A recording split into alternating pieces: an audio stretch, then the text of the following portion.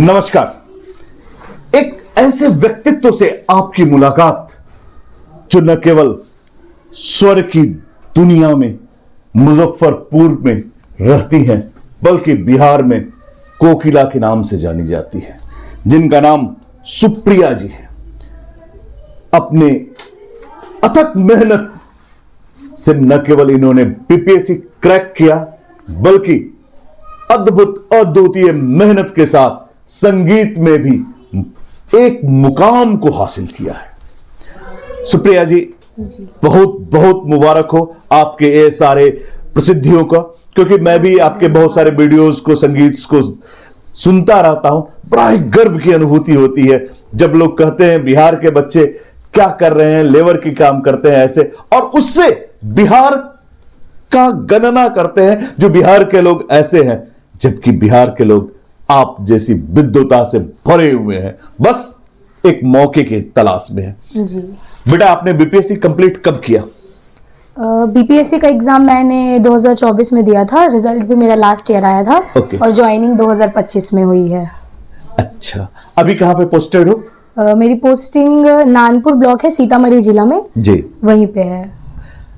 आपका संगीत के प्रति रुझान कब आया? संगीत के प्रति रुझान तो मेरा बचपन से ही रहा है जी। क्योंकि मेरी मम्मी को भी गाने बजाने का बहुत शौक था, तो थोड़ा मम्मी से भी वो चीज़ आया मेरे अंदर। तो 4-5 साल की जब मैं थी तब से ही मैंने संगीत सीखना शुरू किया था। उसके बाद मैंने 12th के बाद मेरी म्यूज़िक की पढ़ाई भी मैंने म्यूज़िक के साथ ही कंटिन्यू करी। ग्रेजुएशन और पोस्ट ग्रेजुएशन दोनों मैंने म्यूज़िक से ही किया है, इंडियन क्लासिकल म्यूज़िक से। लेकिन मेरे मन में शुरू से था कि मुझे वापस अपने बिहार में आके और बिहार में ही कुछ अपने संगीत को लेके करना है। आप जैसे बीपीएससी क्रैक किया है इतनी कम उम्र में, उसके बाद म्यूजिक में, तो जो बच्चे हैं उनको आप क्या संदेश देना चाहती हैं? कहने का तात्पर्य आप इसको ऐसे समझे, इतने सारे चीज करने का जो जुनून है या फिर आपकी रूटीन है या डेडिकेशन है, कैसे आप उसको देखती हैं? दूसरे बच्चे नहीं क्यों कर पाते हैं? तो ये कहीं ना कहीं ये होना चाहिए। मेरे मन में हमेशा से था, बाहर लोग जाते हैं पढ़ने, सब है, लेकिन जो कई लोग ऐसे होते हैं जो बाहर जाते हैं फिर बाहर ही रह जाते हैं। लेकिन मेरे मन में शुरू से था कि मैं भले ही अपने एजुकेशन के लिए बाहर आई हूँ, लेकिन मुझे वापस बिहार में जाके ही उस चीज़ के लिए कुछ करना है। तो मैं मैसेज तो यही देना चाहती हूँ कि कोई भी चीज़ के लिए आपको अपना डेडिकेशन देना चाहिए। डेडिकेशन और टाइम और हार्ड वर्क, ये चीज़ें तो ज़रूरी है, फिर आप किसी भी चीज़ को अचीव कर सकते हैं। बिल्कुल सही। डेडिकेशन, डिसिप्लिन और हार्ड वर्क, यही किसी भी सफलता के 3 पिलर हैं। बेटा, आपके बारे में सुना है, मैंने देखा भी है, काफी अच्छा गाना गाती है, कुछ गुनगुना के सुनाएंगी? जैसे मैंने आपको बताया कि मैं बिहार के लिए बहुत सारा काम करना चाहती हूँ, जो मैं अभी कुछ कर भी रही हूँ। तो मैं बिहार का एक लोकगीत है जिसे हम झिझिया के नाम से जानते हैं, वैसे तो वो दशहरा के समय गाते हैं, लेकिन मैं उसकी ही 2-3 लाइन गाना चाहूँगी। प्लीज।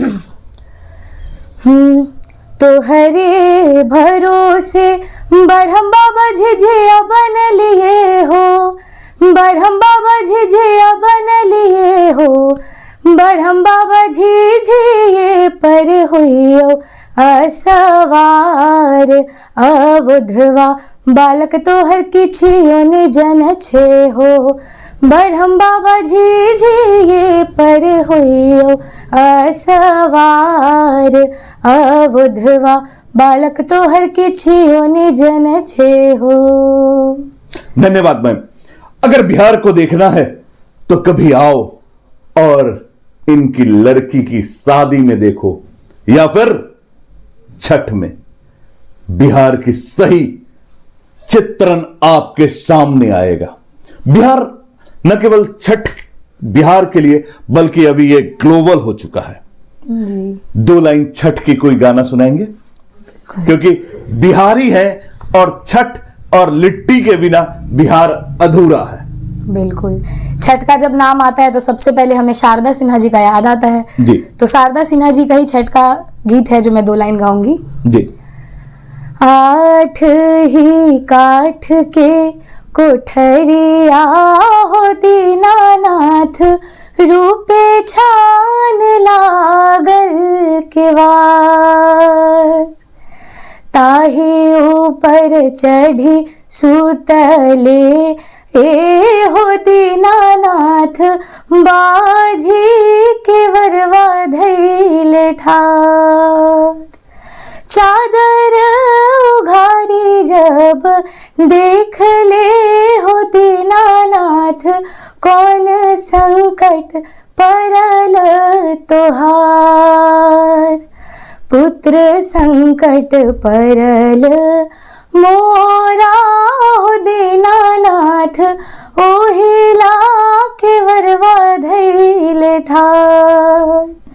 8 ही काठ के कोठरिया हो दीनानाथ, रूप छान लागल के वार। बहुत ही खूबसूरत, अद्भुत स्वर और संगीत, कुछ ऐसी जैसे मानो दिल से निकलकर सीधे दिल तक जाती हो। वास्तव में संगीत की परिभाषा भी यही है। और बिना वाद्य यंत्र, बिना प्रिपरेशन आना और आपके द्वारा इतने मधुर संगीत के द्वारा भगवत याद करना बड़ा ही आदरणीय और अनुकरणीय है। मैम, 2 शब्द बिहार के लोगों को, आने वाले जो बच्चे खासकर फेसबुक, यूट्यूब वगैरह वगैरह देखते हैं और अपने समय को बर्बाद करते हैं, वही आप इन सारे चीजों से दूर एक नई कीर्तिमान स्थापित करने की क्षेत्र में आगे बढ़ रही हैं। 2 शब्द। मैं मैसेज ये देना चाहूँगी कि जैसा हमारे सर ने भी बताया कि आजकल बच्चे फेसबुक, इंस्टा वगैरह वगैरह पे समय वेस्ट करते हैं। जी।